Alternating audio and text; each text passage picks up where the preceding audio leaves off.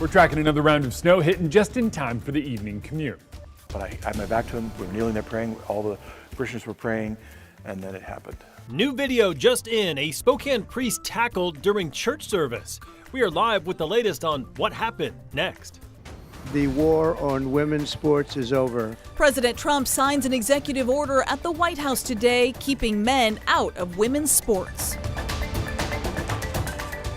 Good evening and thank you for joining us for KREM 2 News at 5 tonight. I'm Mark Hanrahan. It's good to have you here tonight. I'm Whitney Ward. We begin now with shocking video just coming to light today of a Spokane priest being attacked during a church service. A suspect is behind bars tonight. It happened yesterday. Our Christian Garza has been following this story and brings us the very latest from outside Our Lady of Lourdes Church in downtown Spokane. Christian?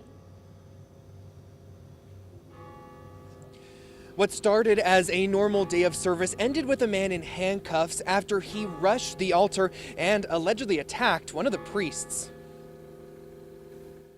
It took me a while to realize that this was pretty serious. A typical night of prayer for the close to 400 parishioners here at the Cathedral of Our Lady of Lourdes quickly turns into one they'll never forget. Security camera footage from the church shows a man in the front row at the tail end of Tuesday's service standing up and charging the altar and going after one of the priests. So I was leading prayers at that kneeler right there. Father Darren Connell, who was right next to where the incident happened, says in his 14 years at this church, he has never seen a situation unfold like this before. I didn't realize how serious it was in the sense that, we're in a downtown parish. We see disruptions and odd things all the time. Father Connell says Father Gaines, the man who was charged at, came out of the incident with no physical injuries. However, he said everyone was shaken up mentally. Since February 2nd, the church has been taking part in 9 days of prayer for those that need any sort of healing. The church does this leading up to February 11th, otherwise known as the Lady of Lourdes Feast Day, which is a world day of prayer for the sick. Father Connell says while there has been an outpouring of support and well wishes for the priests involved, there has also been a lot of concern and prayer for the man who was arrested. Whatever his motivation was, it wasn't well, huh? And so it's kind of providential or ironic that we're in these days of praying for healing, and in the midst of all this happens from a man who by all accounts, needs some kind of healing in his life.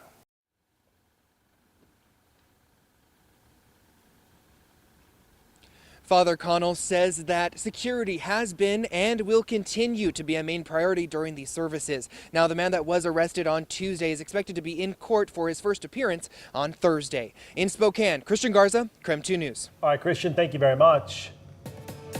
Within the last hour, we have learned that a toddler has died from pertussis in Spokane County. This is the first death from that illness now in more than 10 years. According to the Spokane Regional Health District, the child was under the age of 5 and passed away in November. However, the cause of death was just confirmed by the CDC. They said that other health factors also contributed to the death and that the child had not yet completed their vaccination series. Pertussis, also known as whooping cough, is a bacterial infection that causes severe coughing and is dangerous for children and the elderly. In other news tonight, a snowy morning and a snowy morning commute today for eastern Washington and North Idaho, and we should see more snow throughout the night. So we've got some video, we've got some pictures from all sorts of different places. This is Independence Point in Coeur d'Alene. Weather, of course, our other big story tonight. And our chief meteorologist, Jeremy Legoo, joining us right now. All right, Jeremy, everyone wants to know, are we done with the snow for now? Do we get a break or is more heading our way? More is coming down. How cool is that? All right, after this round, you finally get a break. This round continues through about 7 p.m. and then it's a few isolated showers tonight. Those isolated showers still might amount to additional accumulation depending where you are, but by the time you wake up tomorrow morning, it's a completely different story. We sit at 25 degrees and it is a nice light fluffy snow. This one doesn't quite come with the wind that last round came with, so it won't be as compact. Now, you can see the backside of this one already. See how you move down just a little bit farther to the south? Places like Ritzville, already out of it. Davenport seeing the worst of it as we speak. Rosalia, similar story. Steptoe, you're out of it. A couple of stray showers quickly moving through hereafter, and then it moves out. Notice tonight, lots of scattered showers continue to pop up. That's just where we are in this weather pattern. It is very, very active. With that, It is also likely that tomorrow morning we'll watch those snow showers tape off, see a little bit of sun throughout the day, another shot over the Palouse, and then maybe a day off? Maybe. We are in an active weather pattern, and it stays that way. 32 degrees tomorrow, 32 Friday, and there's the break. More snow expected Saturday. All right, Jeremy, thank you. We are following news out of SeaTac Airport tonight where 2 planes clipped wings on the tarmac. The incident involved a Delta Airlines plane bound for Puerto Vallarta and a Japan Airlines plane. Officials say the Japan Airlines plane was taxiing in a designated taxi lane between the S concourse and the South Maintenance hangars when it struck the tail of a parked Delta plane. It happened at around 10 o'clock this morning. There are no reports of injuries. Passengers were escorted off the plane to buses, taking them back to the terminal. Well, for the first time in city history, Spokane Valley is suing one of its own council members. The city says Al Merkel has repeatedly violated state and city public records law with his online postings. KREM 2's Shannon Mowdy is getting both sides of this story tonight. In an historic vote Tuesday night, Spokane Valley's City Council unanimously moved to take legal action against one of their own. Councilman Al Merkel, of course, was conflicted out of that vote. Will you recuse yourself? No.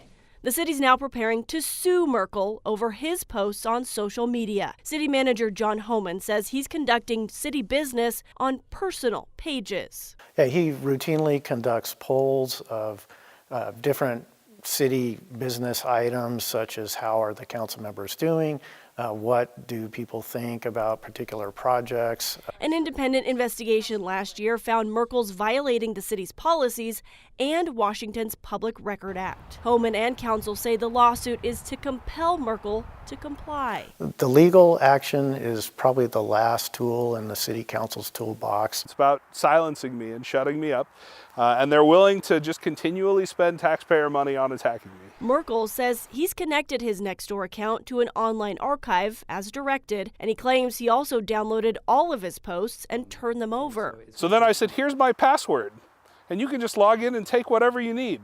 They did that. They said that wasn't enough. The city says it's received more than 60 public records requests associated with Merkel and is at risk because he hasn't turned over all the necessary documents. It's a risk management issue. His actions has placed the city in dire legal and financial risk. Homan says the city could be on the hook for hundreds of thousands of dollars in public records penalties, like $100 per day for every page not turned over. Homan hasn't filed anything just yet, but the city has an outside attorney helping decide what legal action to take. Merkel also has an attorney and says he's prepared to countersue. Shannon Mowdy, KREM 2 News. Tonight, a third person has pleaded guilty for the 2022 kidnapping and murder of a man who was found dead in Highbridge Park. The 3 people plotted the murder of Andy Hernandez, who was found bound and gagged in the park. John Bergen, Randy Sloan, and Lauren Parker will all face time for the murder that happened back on October 23rd of 2022. On that day, Hernandez was found deceased on a walking trail in West Spokane. Sloan and Bergen pleaded guilty to first-degree murder and will spend more than 30 years in prison. Parker pleaded guilty to second-degree murder and conspiracy to commit first-degree kidnapping. Her sentencing is set for February 14th.